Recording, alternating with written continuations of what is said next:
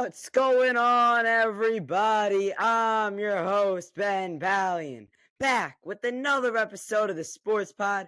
Today I got part 51 of the 82-part series where I'm recapping all the Knicks games this season.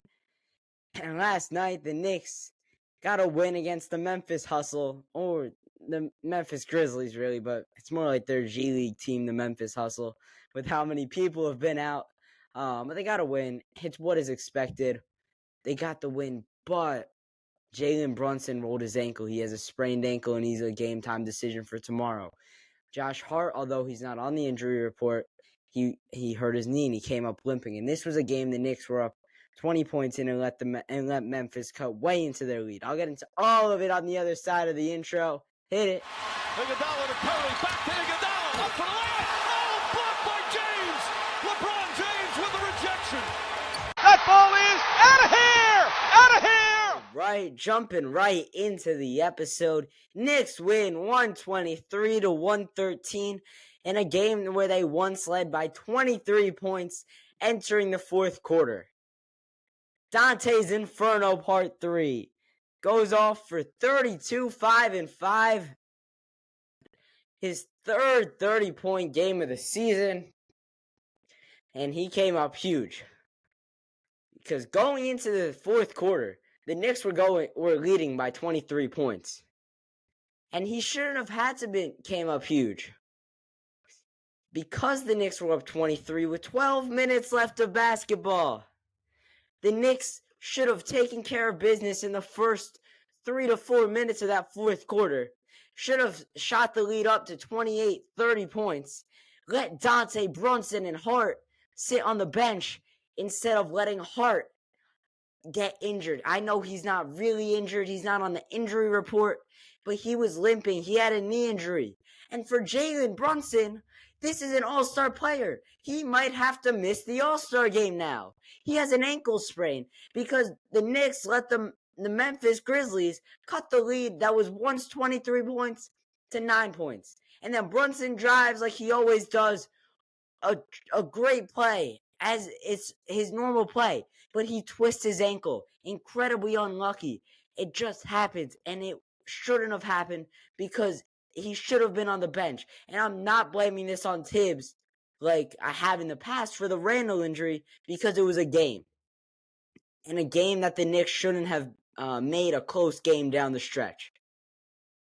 The Knicks should have blown the Grizzlies out in that fourth quarter.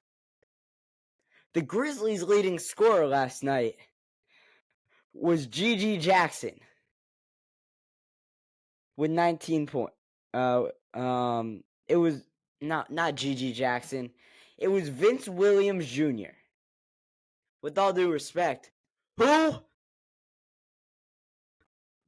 And I know somebody's going to have to score 19, 20 points, but it just shows you that if Vince Williams is a team's top scorer, this should be a blowout.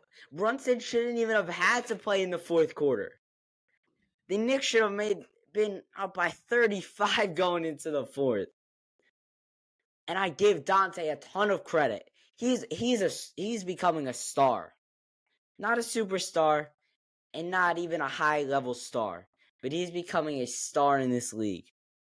Ever since Julius Randle went down, he's been averaging 21 points.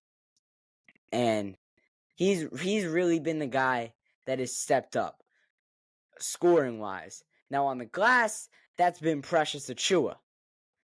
Precious again last night. Only 5 rebounds, but then you got Hartenstein with 8. And they combined for 34 points. Does Mitchell Robinson do that? No. For either of those guys. And I get Mitchell Robinson would have had more rebounds. 13 rebounds, 34 points combined. You know, average Joel Embiid stat line.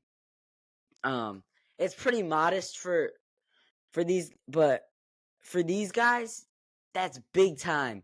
Because Precious, when he came over to New York, he wasn't getting minutes for his first couple of games. And then some of the injuries started happening, and the Knicks needed Precious Achiuwa, and he's stepped up in a huge way. the first couple games, myself and many other Knicks fans were not very impressed with his offensive game or defensive game, but over the last 2-3 weeks, ever since we got on this winning streak and this incredibly hot stretch, 16 out of the last 19 games, he's been really good.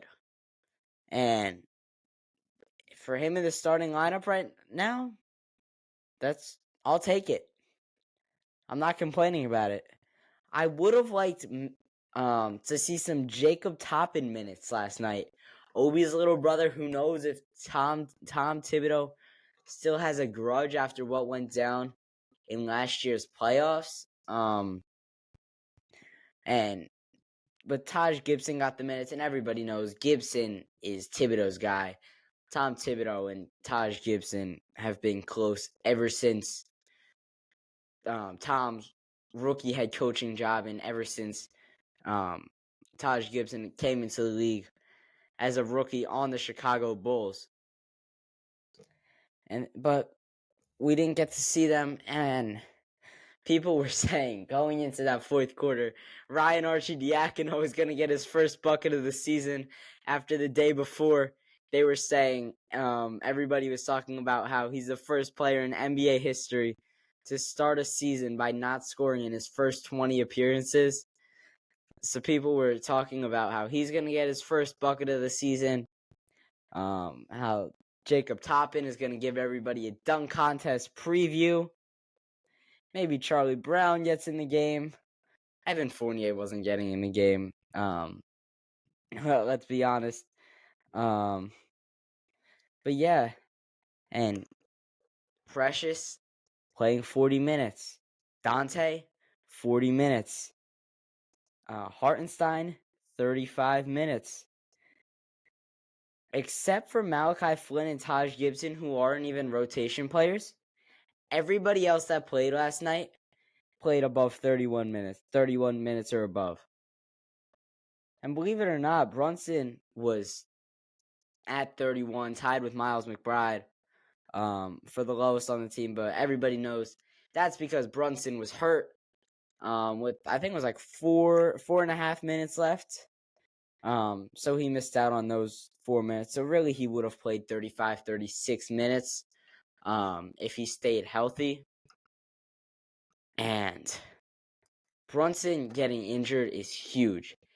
And if he misses a lot of time, this could be terrible for our season. Pair that with Julius Randle's shoulder dislocation, well, he's already out at least 2 to 3 weeks, probably more.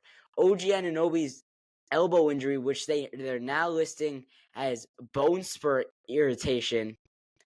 And then you have Jalen Brunson's injury, obviously. So that's the Knicks' big three that are all hurt and are all going to miss time. We need every single one of these games down the stretch, and even right now. Like, I was thinking about it earlier today. The Knicks can't really punt on any of these games down the stretch. Until the All-Star break. Sit Brunson, sit Dante, sit Hart, let them get healthy. They need these guys to play. The Knicks are tied for the 3 seed right now, half a game back of the 2. But if they lose 3-4 games before the All-Star break, they could easily fall to the 5 or 6 spot in the East. That is why all these games are going to be so crucial, and we need at least one of the big 3 of Brunson, Hart, and Randle. And if we don't have those guys, our season could be cooked.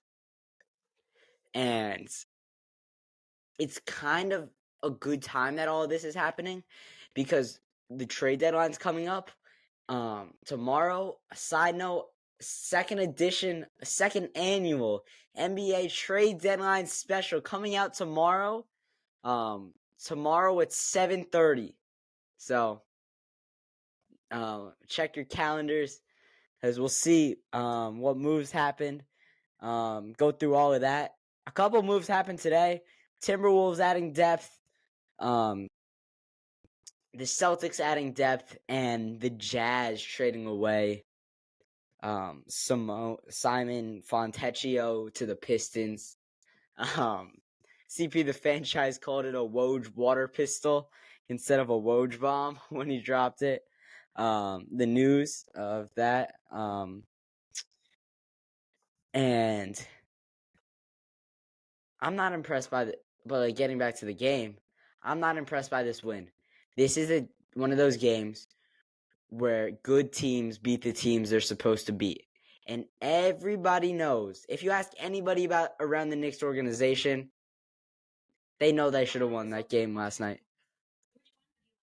If we lost this one, I know fans around the city, fans around the country would have been outraged because we were up so much going into the third quarter, and thank God we did not choke that lead. That would have been an all-time bad Nick. They called them the LOL Mets. That would have been an LOL Knicks loss because that and they had me scared for a couple minutes. When they cut it down to 8 or 8 points, I was sweating. Then Dante came down the court, splash, cash money from deep, the big ragu, Delaware Jordan, and carried this team without Brunson, without Randall, without OG, without Quentin Grimes, without Jericho Sims. He got them the victory. Dante DiVincenzo is one of the players that needs to be hitting clutch shots down the stretch of this year and down the stretch of games. And everybody's talking about how the Knicks need to add somebody who can hit a lot of shots down the stretch of games. Dante DiVincenzo is one of those people. You still need a Bruce Brown. You still need to add a Malcolm Brogdon. I like Malcolm Brogdon better. You still need to add that Jordan Clarkson, that Alec Burks, who I do not want.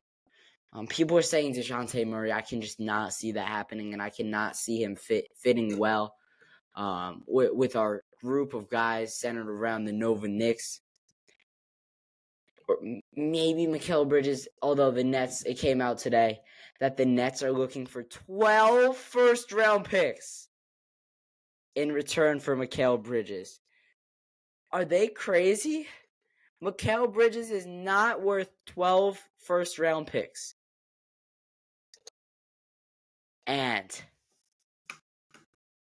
I don't know what they're talking about, but the Knicks do have 11 over the next 6 years if you want to just give them everything, which I don't think happens because he's obviously not worth that many picks, and we'll survive if we don't get him. I thought it would be a good addition if we had to spend maybe a first, a second, and Quentin Grimes. I thought that would have been the deal for us to get, for us to trade for Mikal Bridges in, but it's not. There's not a deal, and that it's just not the right move for the Knicks. And the Knicks have been good. Leon Rose and that front office have been good at not just wasting picks and hoping something happens, acquiring all the superstar talent and not thinking about the fit of these players. And that's what the biggest thing is going to be tomorrow before 3 o'clock. Is Bruce Brown, is Malcolm Brogdon, are they going to fit well with this team? Bogdan Bogdanović is another one from the Pistons that people have been talking about. Are they going to fit with this team? Is the chemistry going to work?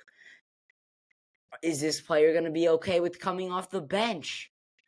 I know Jordan Clarkson, I figured out yesterday, I learned that he comes off the bench in Utah, which I did not know at all. I thought he was a starter, and I didn't think he was going to be okay with coming off the bench in New York.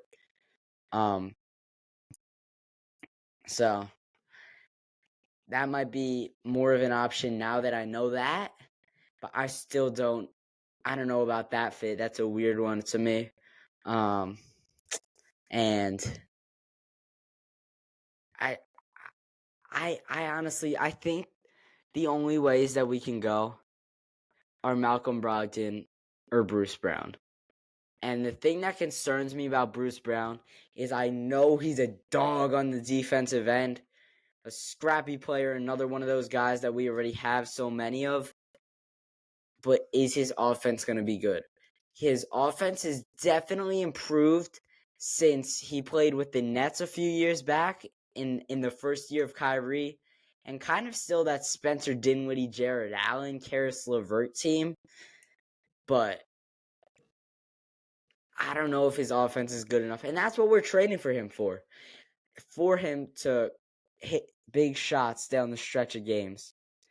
And if he's not going to be able to do that, then I don't know. I don't know what he's going to do that's going to put this team over the hump in the NBA and get them to an NBA Finals. All right, that's going to do it for this episode. I'm your host, Ben Ballion, and I'll talk to you tomorrow at 7:30 for the NBA Trade Deadline Special on the Sports Pod.